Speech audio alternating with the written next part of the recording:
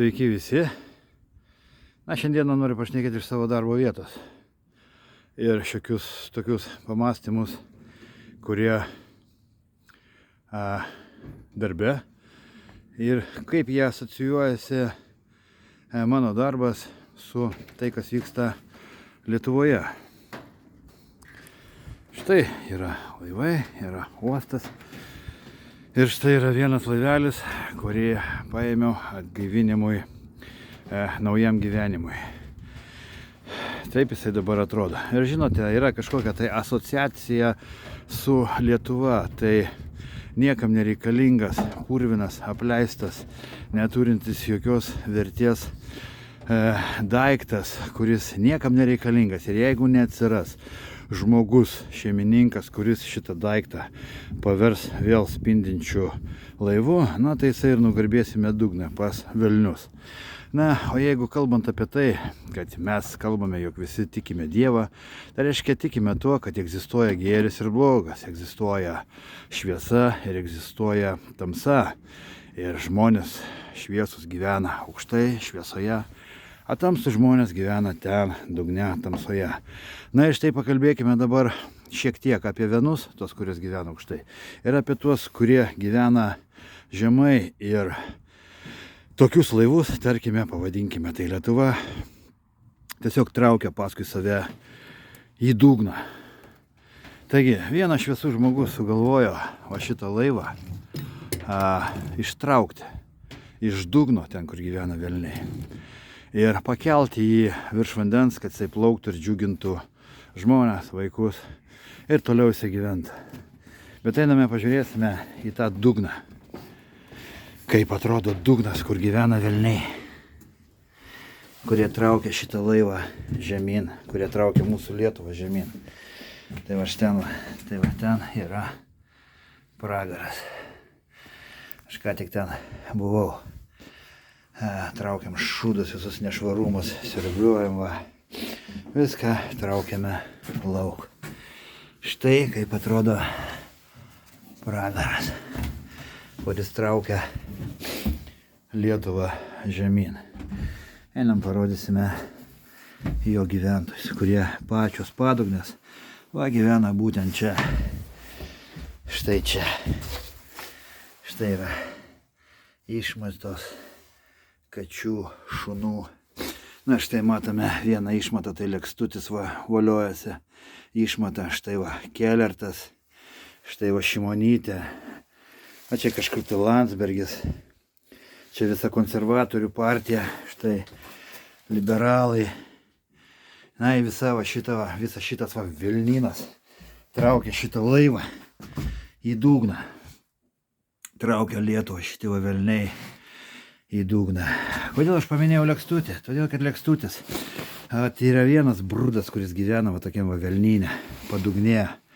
Tikra padugnė, nes gyvena dugne. Ir paskui save traukia žmonės per melą, per patyčias, per šmeižtą. Ir daugelis žmonių dabar galvoja, kad Lekstutis apšmeižė mane ir neleido man būti prezidentu. Niekada aš to prezidentu būti nenorėjau. Aš sakiau, žmonės, mums nereikia valdžios, mums reikia susivienyti ir eiti kartu būti tą valdžią.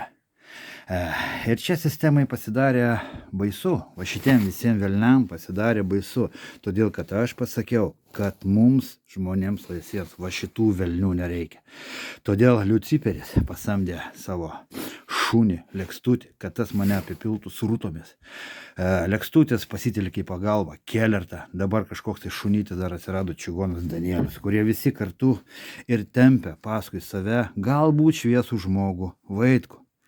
Bet kadangi Vaitkus yra su šitais velniais, tai reikia manyti, kad Vaitkus irgi yra toks. Jam yra duotas šansas Vaitkui parodyti, kad jisai nepriklauso šitiem velniam. Bet kaip mums suprasti, kada jis yra su šitom srutomis? Taigi paklauskite pono Vaitkaus, ką jisai daro su šitom padugnėm, nes žmonės mato, žmonės užsiduoda tą savo klausimą mintise ir kada jie ateis prie balsadėžių, jie užsiduos savo klausimą, palauk, ar mes galime balsuoti už Vaitkų, kada jisai yra su padugnė, šūdų, Lekstučių, Kelertų ir visais kitais padugnėm. Žmonės bijo užduoti klausimą va šitiem padugnėm, todėl kad padugnė susivienyje apipils srūtomis ir žmogus nenori kištis į visus šitus dalykus, tiesiog dėl šventos ramybės. Bet atėjęs prie balsadėžės, jisai tikrai išreikš savo valią. Ir štai ką galime pamatyti dabar, Vaitkus niekaip negali surinkti paprastų parašų. Reiškia, jisai neturi palaikymo. O kodėl neturi palaikymo? Palaikymo jis neturi todėl, kad jisai į žmonės juo netiki. O kodėl jo netiki žmonės? Aš ką tik tai pasakiau. Kaip kad netikiu ir aš juo. Todėl, kad jis kartu su Lekstučiu brūdų padugnę, kur aš rodžiau, kur jisai dabar gyvena. Jie mano šeimą, šviesą šeimą jiem apdergė. Norėjo nusitemti paskui save į tą patį liūną, bet aš nesileidau. Ir kaip matote, aš stojau į kovę su šitą blogybę ir jie manęs nenugalėjo. Aš esu čia ir aš kalbu tiesą. O ko velniai bijo? Velniai bijo šviesos. Todėl kiekvieną kartą, kai aš padarau kažkokį tai video, jie puola mane drabstyti purvais ir rodyti savo tą tikrąjį veidą. Nes geras žmogus, jisai renkasi šviesėje pusę. Blogas, velnas. Velnas žmogus, jisai visą laiką renksis apkalbas ir juodąją pusę. Taigi, kada šitas brūdas Lekstutis kalbėjo šmeižė apie mane, kalbėdamas netiesą, blogi žmonės iš karto patikėjo jo, jie neieškojo šviesos pusės. Tai kiekvienam savo. Tebūnie velniai gyvena savo velnyne, bet žinote, na jiem va šitiem va velniam va čia va neilgai truko gyventi.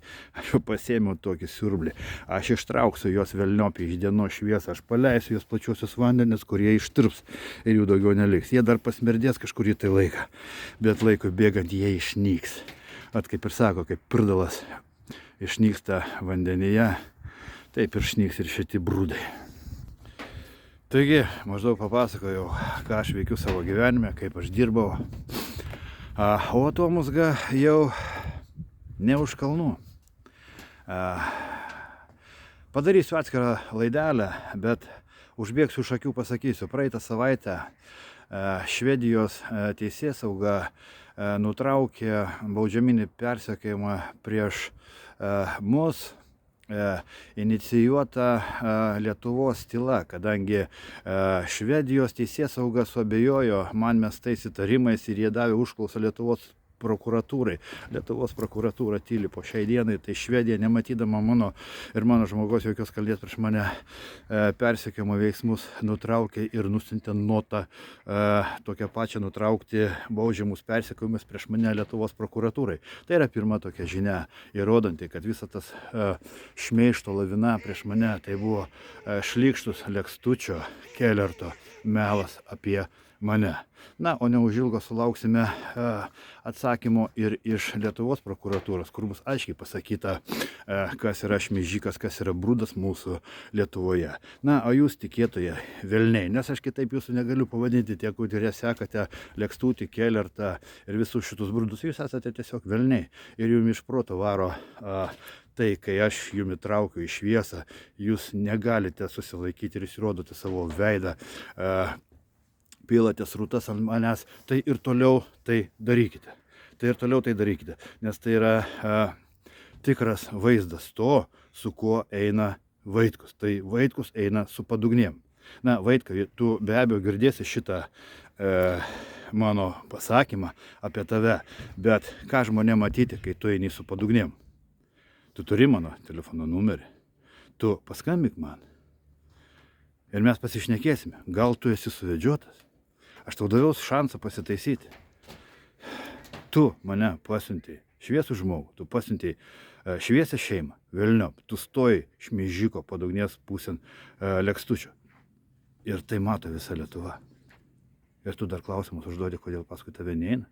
Štai tavo atsakymas. Taigi, velniai, rodykit savo veidą tikrą. Na, o šviesos žmonės, irgi mums reikia jungtis į krūvą ir daryti gerus darbus. Tai štai, kaip ir sakiau, jeigu tai yra visų apleista Lietuva, šitas laivas, ir jame gyvena tokie velniai, tai ištraukime tos velnius visus velniom ir padarykime, pakelkime šitą laivą aukštai, aukštai, pakelkime Lietuvą aukštai, kur nespindėtų ir būtų laisva. Taigi, iki.